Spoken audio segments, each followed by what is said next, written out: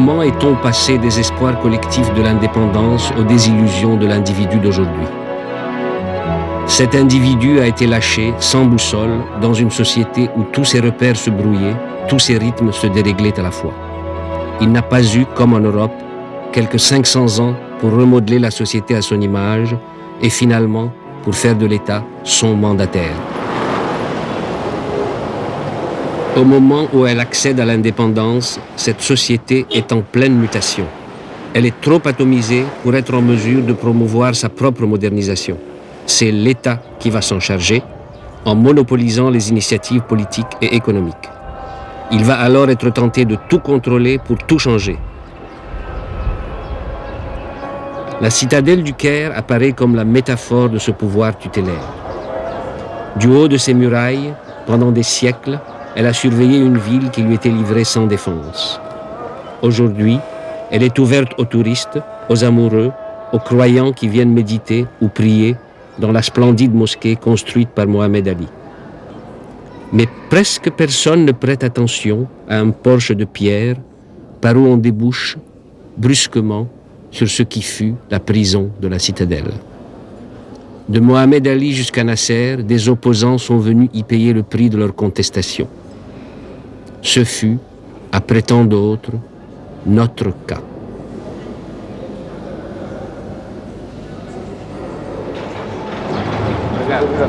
« 35 ans plus tard, nous revenons, mais cette fois en visiteurs, accompagnés d'un ancien camarade de cellule. C'était plus possible. On avait l'impression, l'imagination. 150 personnes, dans la nuit du 1er janvier 1959, ont été arrêtées et le lendemain ou le surlendemain, ils se sont trouvés tous ici. Je me souviens personnellement que j'étais dans la 3e cellule, là-bas.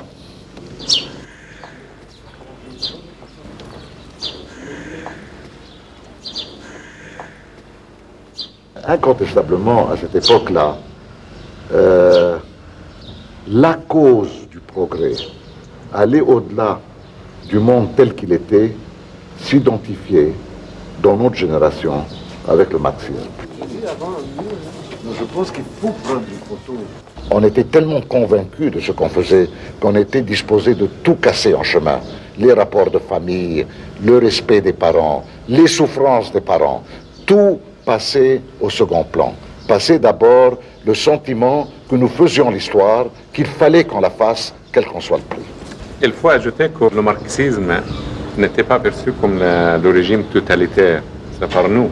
Nous croyons que nous allions instaurer en Égypte et partout dans le monde un régime démocratique, un régime qui allait améliorer la sort de tout le monde, les paysans et les ouvriers et tout, mais qui allait le rendre plus libre. C'était notre idée.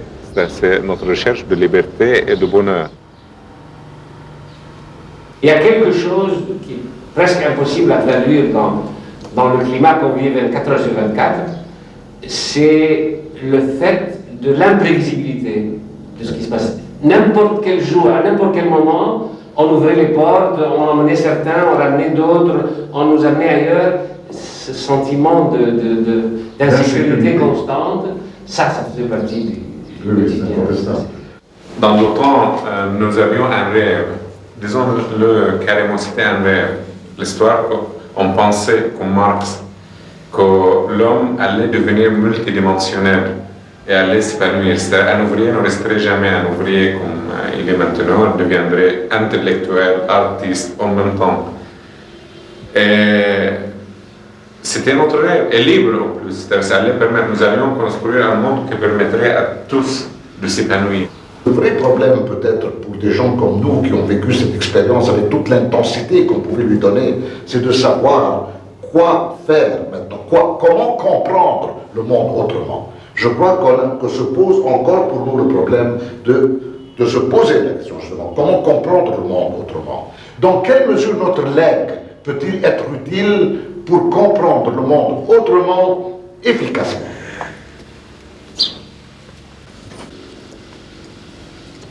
Passé 5 ans en prison, nous a rendu très sensibles à l'idée de la liberté d'expression. C'est-à-dire maintenant, nous sommes après la prison, nous étions devenus très sensibles à l'idée que quelqu'un pourrait être mis en prison parce qu'il a un avis différent de l'avis du pouvoir. Et depuis, on trouve que c'est une solution inacceptable.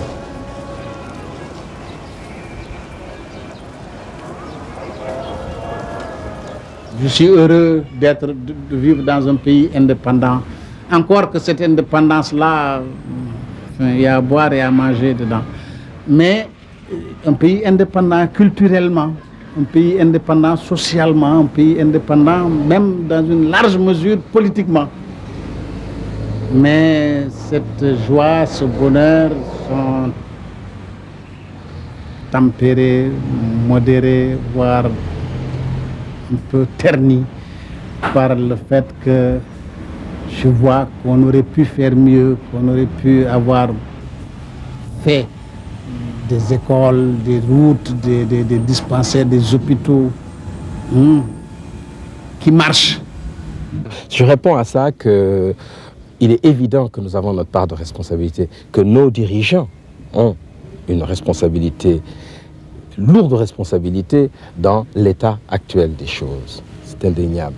Mais ils ne sont pas les seuls responsables.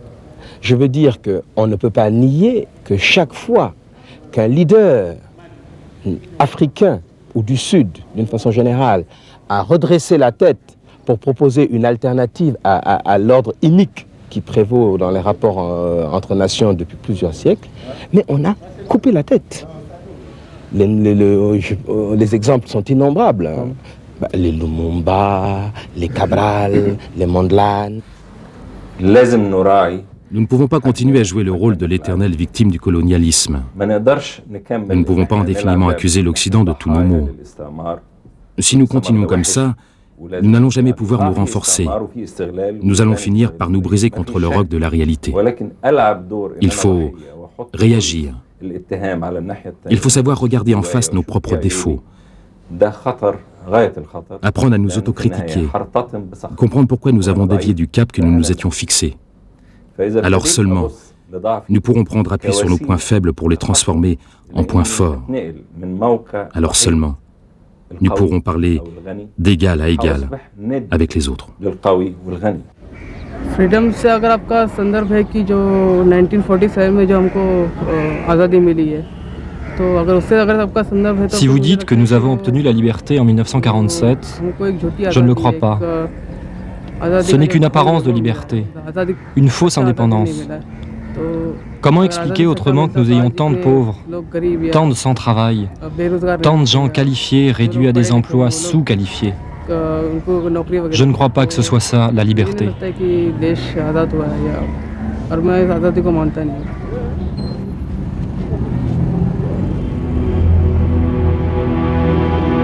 La génération des indépendances a assumé toutes les espérances et toutes les déceptions de la liberté.